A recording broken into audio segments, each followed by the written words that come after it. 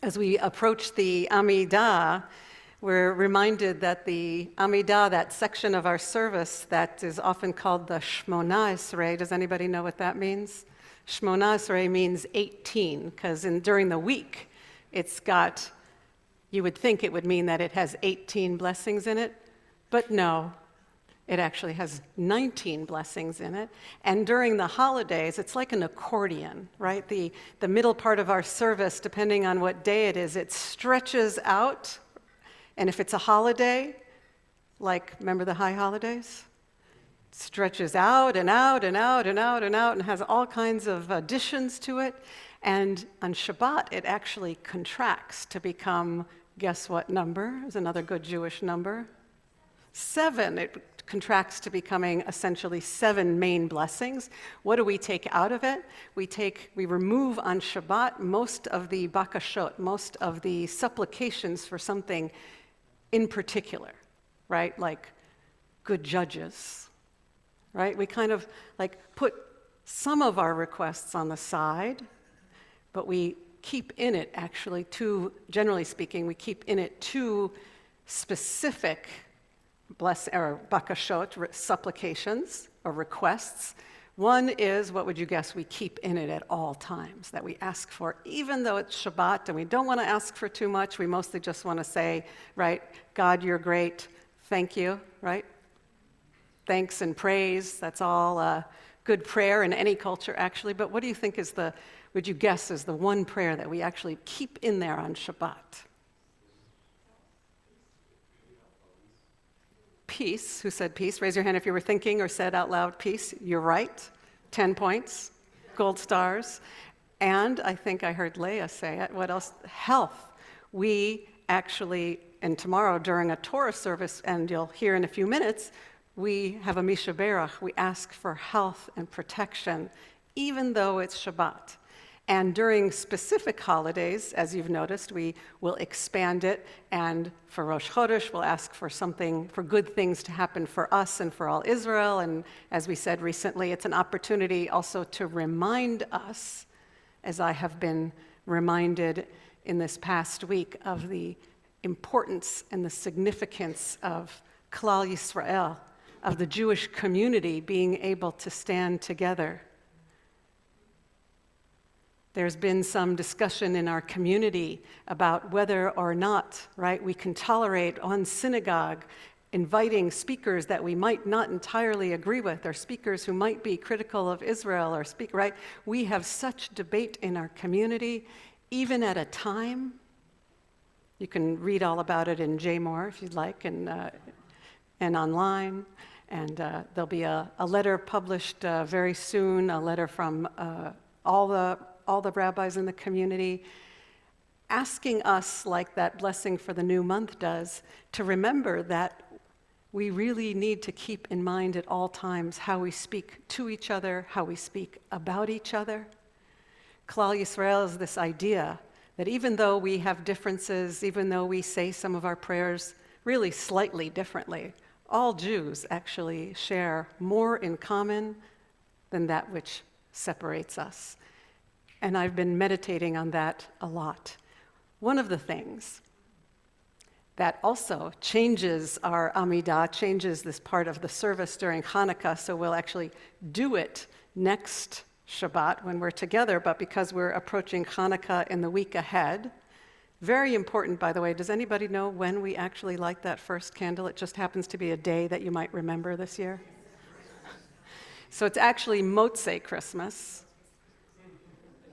Motzei Christmas. It's not Christmas Eve.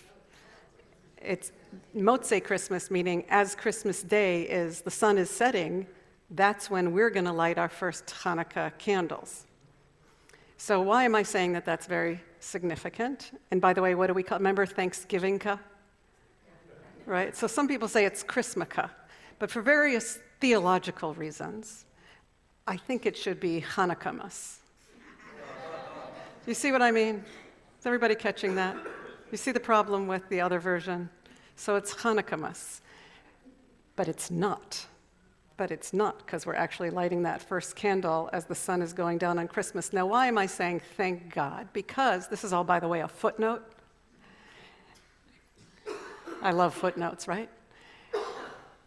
On Christmas Eve, there's actually an Eastern European custom called Niddelnacht. Has anybody ever heard of that before? Niddelnacht. And it actually is the idea that on Christmas Eve, you must see a movie and eat Chinese. It's deep there in the Talmud. Before they ever had movies or Chinese, there are clear hints of it. But it's fascinating. Actually, there's this custom that Jews should not come together and study Torah on Christmas Eve. You must go out and see a movie and eat Chinese. How many of you do that, generally speaking, right? And if you're not doing that, you wish you were doing that, right? So, fascinating, right? Why on Christmas Eve do you think that the rabbis in Eastern Europe from about the late 1700s until today say Jews should not come together and study Torah on Christmas Eve? I mean, what is Christmas after all? Too dangerous. Such a good yid over here, Lee Sherman. I'm so glad we're celebrating you today. Because for a Jew to be going out, even for a lecture on Christmas Eve, for much of our history, was kind of dangerous.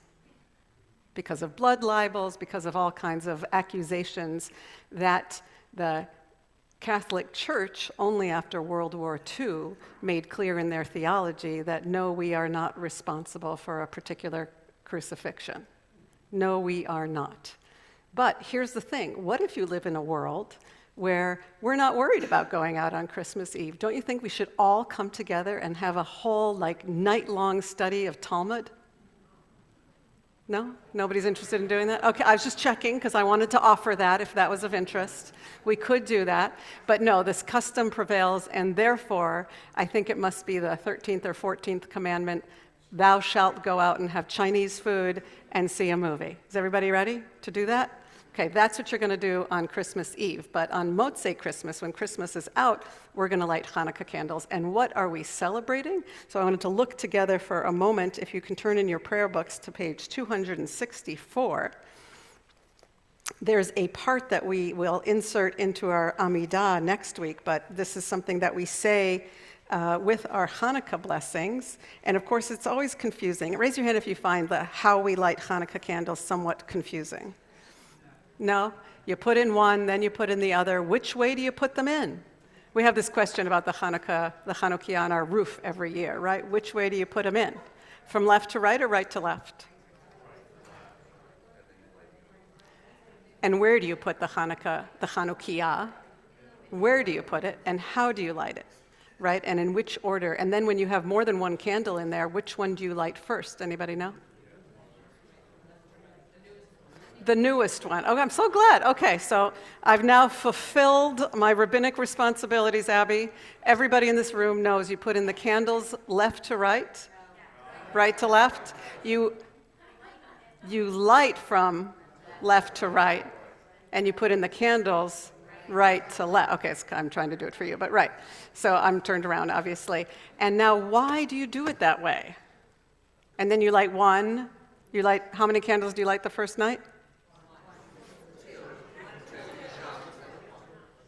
You light a shamash that helps you light the one candle, and you end up lighting 8 candles. And you put the candles in, right to left, and then you light left to right. Why? I was trying to do it backwards for you, but I can't. I'm challenged. Why do you light the newest candle first? It doesn't really make sense, right? Because you're kind of in this pattern. Because it's actually that day that is the miracle. The newest candle is the miracle, so you light it. That's what you're actually celebrating. And I think the easiest way to think about why we light it the way we do is, of course, if you think about your cell phone battery, right? It's the miracle of actually only having 1 bar left in that battery, but actually there were 8 bars. So that's the argument for lighting it from 1 to 8. But Shammai, of course, thought we should light it. I think Lee alludes to this in his beautiful Devar Torah. Hillel says we light from 1 to 8, but Shammai, these 2 great rabbis who argued throughout the Talmud, the Mishnah and the Talmud, says we should actually start with 8 candles, because your battery starts, right? But if you think you only have enough bar, right, one candle, and it lasts for 8, right, that's the miracle. So actually you should start at 8, it's full, and go down in your light. And the miracle at the end of Hanukkah is really that little single light that's left. So they argued and argued and argued about this. Raise your hand if you're feeling like that second view, actually, it makes sense, doesn't it? That you would start with it absolutely full, and the oil is running out, so you would end up with 1. But Hillel says, no, you light from 1 to 8. What's the argument for that? Because that's the way we've always done it. No, there actually is an argument for that. Because you're increasing light, and the way he says it is, ma'alin b'kodesh ve'ein moridin.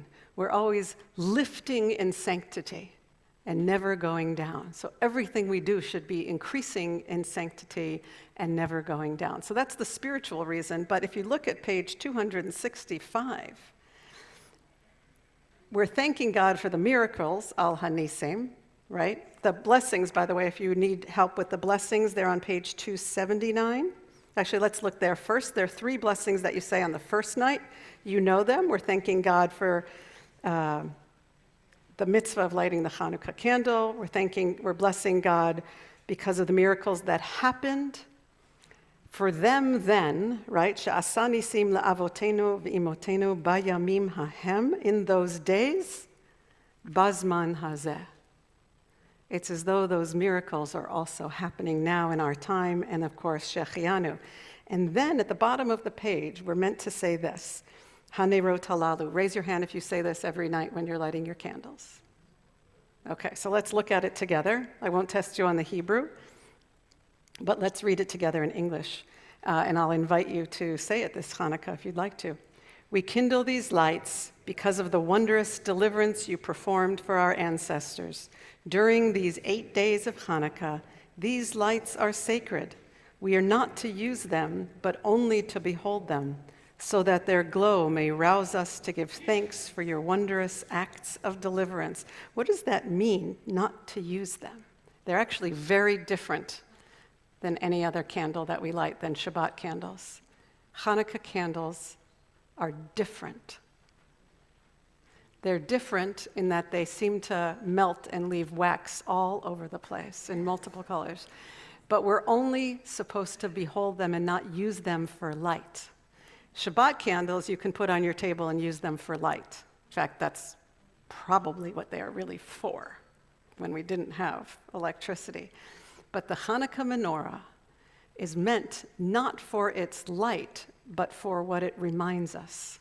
There's nothing utilitarian about it except for the act of saying, we remember, we commemorate, we are grateful for the ways in those days we could have easily been wiped out were it not for the courage and the strength of the few against the many, of the weak against the strong. So now look at page 265, and with this I'll ask you a question to think about. In the days of the Hasmoneans, let's read together, Mattathias ben Yochanan, the high priest, and his children, when the evil government of Greece rose up against your people Israel to make them forget your Torah and to make them leave the laws of your will, in your great mercy you rose up with them in their time of trouble and fought in their fight, judged their cause just. You delivered the mighty into the hands of the weak, the many into the hands of the few, the unclean into the hands of the pure, the evil into the hands of the righteous, and the arrogant into the hands of those who engage in your Torah. For you made a great and holy name in your world, and for your people Israel, you brought about the great triumph and redemption on that day. And when your children came to the Holy of Holies and emptied your temple and purified your holy place and lit candles in your holy courts and established these 8 days of Hanukkah, grateful to acknowledge and to praise your great name. So Hanukkah is actually both a religious holiday and a political holiday and a military holiday and a holiday of religious freedom of pluralism. And yet, one of the reasons I think in the Reformed tradition we don't often highlight these aspects of Hanukkah that are traditionally said is because it sets up an us-them. It's an us-them, and not about how we are all responsible for each other. And in fact, in the traditional version, there's even a call for revenge against those who have tried to annihilate us.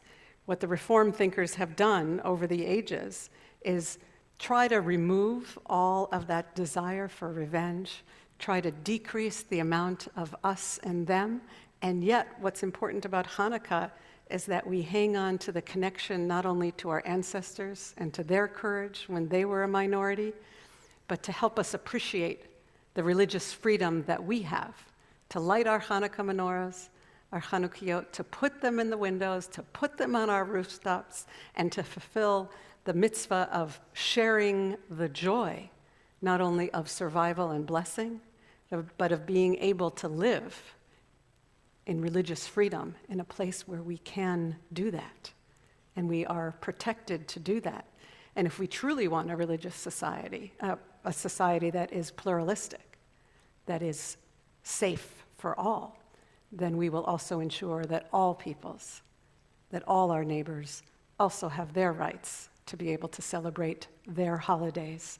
So as you drive around Baltimore and travel throughout the world, as many of you are, when you see those celebrations and you feel the joy of our celebrations, that's what Hanukkah is about, that we all can appreciate the light of our joy, and the light of another tradition doesn't diminish our joy, it should only increase it. We're only ma'alin b'kodesh. Shabbat shalom and Chag Sameach.